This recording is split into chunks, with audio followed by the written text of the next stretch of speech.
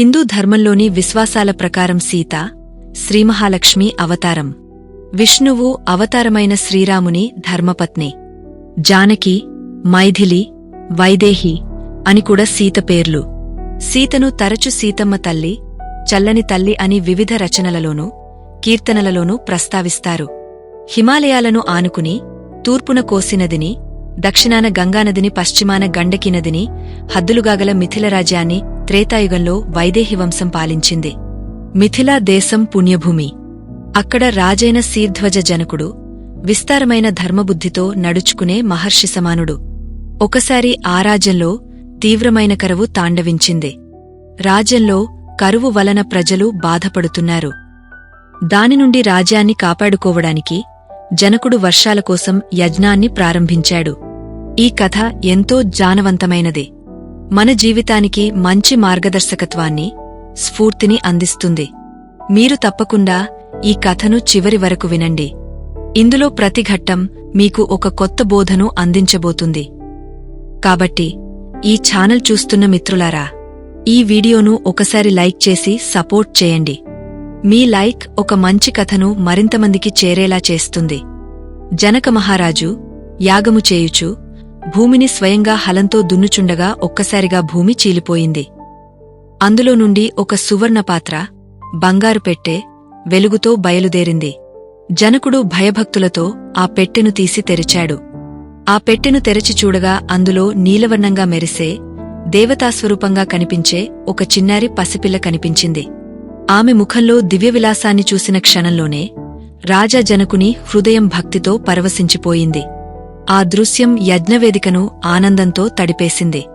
ఆమెను దర్శించిన మహర్షులు, బ్రాహ్మణులు ఆమెను తిలకించి ఇలా వ్యాఖ్యానించారు: ఈ బాలిక భూదేవి అనుగ్రహంగా అవతరించిన దైవశిశువు. ఈమెను భూమి తల్లి స్వయంగా మానవుల రక్షణకే భూగర్భంలో ఉంచిన వారసురాలు. ఈమె కేవలం శరీరధారిణి కాదు, ఈమెలో భూదేవితత్వం నిండి ఉంది. ఇందులో దేవకృపను, ధర్మపథాన్ని స్పష్టంగా చూడవచ్చు. ఈమెను మీ కుమార్తెగా స్వీకరించండి మహారాజా, ఇది దేవతల సంకేతం. జనకుడు ఆ బాలికను అపార ప్రేమతో తన కుమార్తెగా స్వీకరించాడు. భూమి గర్భంలో నుండి వెలిసిన ఆమె జన్మపరమార్థాన్ని గుర్తించి ఆమెకు సీత అనే పవిత్ర నామాన్ని నామకరణం చేశాడు. ఈ పేరులో దాగినది కేవలం శబ్దం కాదు, అది భూదేవి తత్వాన్ని ప్రతిబింబించే ఆధ్యాత్మిక అర్థం. ఈ సీత అనే పదం యొక్క అర్థం ఎంతో విశిష్టమైనది. సీత అంటే పంటల కోసం భూమిని హలంతో దున్నినప్పుడు ఏర్పడే రేఖ. అది భూమి గర్భంలోని జీవరేఖ, ధరణి ప్రసాదించిన దివ్యప్రవాహం. అలాంటి పవిత్ర స్థలంలో జన్మించిన తల్లి సీత భూమి కోకిల, క్షేత్రశుద్ధికి మానవ రూపం. అది భూమాత అనుగ్రహానికి, దైవశక్తికి ప్రతీక. కనుక సీత భూదేవి కుమార్తె అని అంటారు. గర్భమున జన్మించలేదు గనుక అయోనిజ అని అంటారు. జనక మహారాజు, ఆయన భార్య సునేన అల్లార్ ముద్దుగా ఆ బిడ్డను పెంచుకొన్నారు. సీత చిన్ననాటినుంచే అపూర్వమైన గుణలతో వికసించెను. ఆమె కీర్తి క్రమంగా మిథిలాపురి అంతటా విస్తరించెను. ఆమె కన్నులలో కరుణ, మాటలలో మాధుర్యం, ఆచరణలో అపూర్వమైన మృదుత్వం దర్శనమిచ్చేవి. సాధారణ బాలికల వలె కాక సీతకు మానవాతీతమైన శక్తులు పుట్టుకతోనే లభించాయి. చిన్న వయస్సులోనే భారంగా కనిపించే శిలలను సులభంగా ఎత్తగలిగింది. పుష్పాలను తాకినంత సునాయాసంగా ఒక గొప్ప భారం ఆమె చేతుల్లో తేలిపోతుండేది. వినయశీలత ఆమె హృదయానికి అలంకారంగా ఉండేది. అవమానించిన వారికి కూడా ఆదరంగా సమాధానమిచ్చే ఓర్పు ఆమె స్వభావ లక్షణం. వేదాలు, శాస్త్రాలు, ధర్మగ్రంథాల పఠనానికి సీత ప్రత్యేక ఆసక్తిని చూపేది. ఆమె వాక్యాలలో శృతుల పరిమళం, ఆలోచనలో ఆధ్యాత్మిక స్పష్టత కనిపించేది. ఆమె వేదవాక్యాలను మనసారా గ్రహించి మౌలిక తాత్వికతను ఆచరణలో పెట్టే వివేకశక్తి కలిగిన దేవబాలిక. ఆమె ఎదుగుదల చూసిన రాజజనులంతా, ఋషులు, ప్రజలు ఒక్కటే అభిప్రాయానికి వచ్చారు: ఈ బాలిక మానవురాలిగా జన్మించిన భూదేవి అనుగ్రహమో లేక దేవతా రూపమో అన్నది తేల్చలేని గొప్ప రహస్యమే. మిథిలాపురి రాజమహాలంలో జనక మహారాజు అత్యంత భక్తితో తపస్సుగా పూజించే ఒక దివ్యాయుధముండేది. అదే పరమేశ్వరుడి శివధనుస్సు, పినాకం. ఆ ధనుస్సు పరమశౌర్యానికి సంకేతంగా భావించబడేది. రాజప్రాసాదంలోని ఒక పవిత్ర మండపంలో దానిని భద్రంగా ఉంచి దానివద్ద ఎవరినీ సన్నిహితమయ్యే అవకాశం కూడా ఇవ్వరు. అది మానవశక్తికి అతీతమైన దైవాయుధంగా సమస్త ప్రజలు గౌరవించేవారు. ఎవ్వరూ దాన్ని తాకడానికి కూడా ధైర్యం చేయలేదు.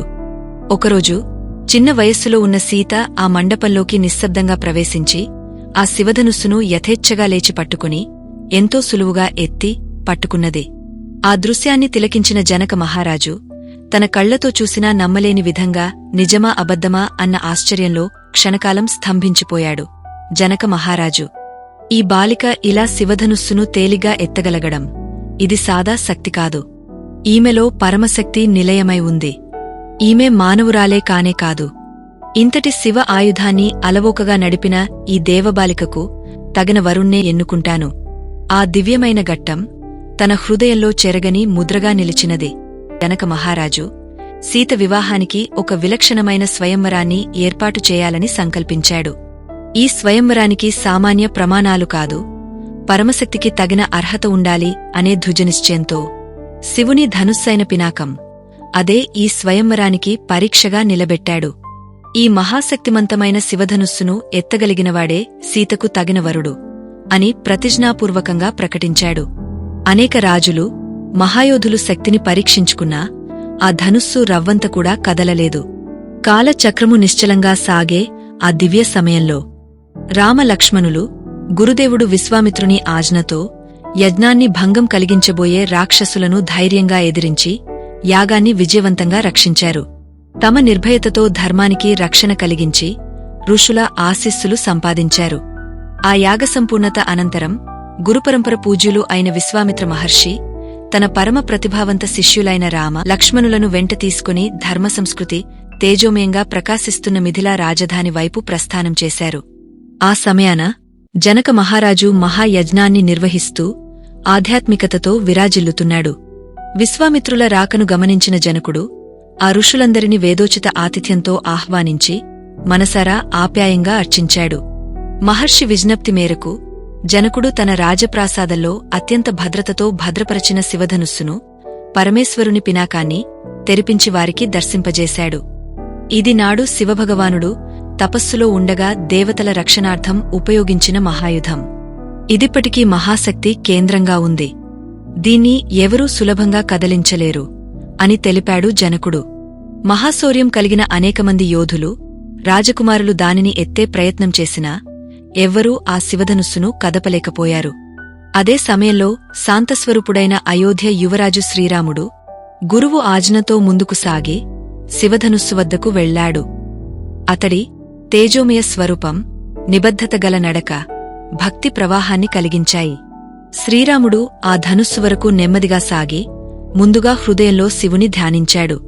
ఈ ఆయుధం నా తేజంతో కాదు, ఇది నా భక్తితో వశమవ్వాలి అని అనుకున్నాడు. అతడి చేతి స్పర్శతో ఆ పరమశక్తిమంతమైన శివధనుస్సు ఆనందించినట్టు నిశ్చలంగా స్పందించింది. ఆయన బలప్రయోగం చేయలేదు. శాంతంగా, సౌమ్యంగా, కేవలం కర్తవ్యబుద్ధితో మాత్రమే అది పైకి లేపాడు. ఆ మహాశక్తిమంతమైన శివధనుస్సు రాముని చేతుల్లోకి వచ్చిన క్షణం ఆయన స్తబ్ధతతో, శుద్ధచిత్తంతో దానిని లాగగానే ఓ విజృంభించిన శబ్దంతో విరిగిపోయింది. ఆ ధ్వని యజ్ఞశాలనే కాదు, జనకుని హృదయాన్ని కూడా కదిలించింది. ఆ దృశ్యం చూసిన జనకుడు వీర్యశుల్కముగా నా కుమార్తెను ధర్మానికి అర్పించుదున్ అని గంభీరంగా ప్రకటించాడు. ఆ విరిగిన శబ్దం కేవలం ధ్వని మాత్రమే కాదు, అది భూమిని ప్రకంపింపజేసిన దైవధ్వని. యజ్ఞవేదికలో ఉన్న ఋషులు, రాజులు, ప్రజలు అందరూ ఆ శబ్దంతో ఒక్క క్షణం నిశ్శబ్దంగా నిలిచిపోయారు. అది వారి చెవి ద్వారా కాదు, హృదయాల గర్భంలోనూ ప్రత్యక్షమైన శబ్దం. అది కేవలం ఒక ఆయుధం విరిగిన క్షణం కాదు, అది ఒక దివ్య సంకేతం, ధర్మపథంలో జరిగే దాంపత్య బంధానికి ఆకాశం ఇచ్చిన అనుమతి. రాముని శౌర్యం, సీతమ్మ భక్తి కలయికకు జగత్తే దీవెన తెలిపిన క్షణం. ఆ విరిగిన శబ్దం ద్వారా మానవాళికి ఒక సందేశం ప్రసరించింది.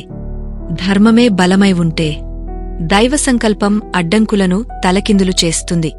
ధర్మమార్గాన నడిచిన ఇద్దరు దైవస్వరూపులు ఓ దివ్యసంధిగా కలవబోతున్న శుభముహూర్తం పుట్టింది.